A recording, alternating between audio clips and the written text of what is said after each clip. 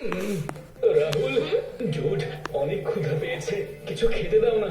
আর একটু পরেই তো টিফিন ব্রেক, তখন না হয় খেয়ে নিও। জুড, আরে পেট তো চোচো করছে, টিফিন ব্রেক পর্যন্ত অপেক্ষা করা যাবে না, অবস্থা বেগতিক। তোমরা ক্লাসে মনোযোগ দিচ্ছ না কেন? হ্যাঁ, আরে বোরিং লাগলে কি করে মনোযোগ দেবো বলো, ঠিক না?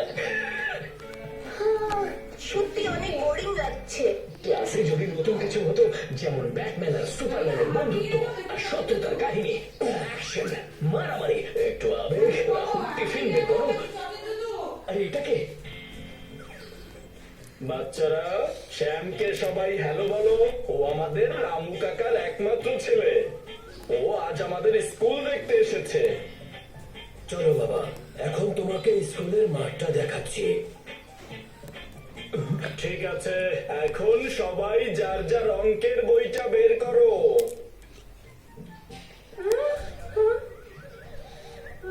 কি হলো মিনি?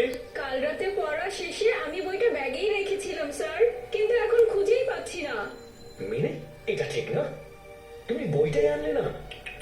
ভেরি ব্যাড স্যার, আপনি কাউকে পানিশমেন্ট দেবেন না। ইমন, এসব কি বলছো তুমি? আরে এই প্রথম মিনিকে পানিশমেন্ট দেওয়া হবে, এই দৃশ্যটি প্রতিদিন দেখা সম্ভব বলো? মিনি, ভেরি ব্যাড, তুমি আমার সবচেয়ে ভালো স্টুডেন্ট, আর তুমি বই আনো নি।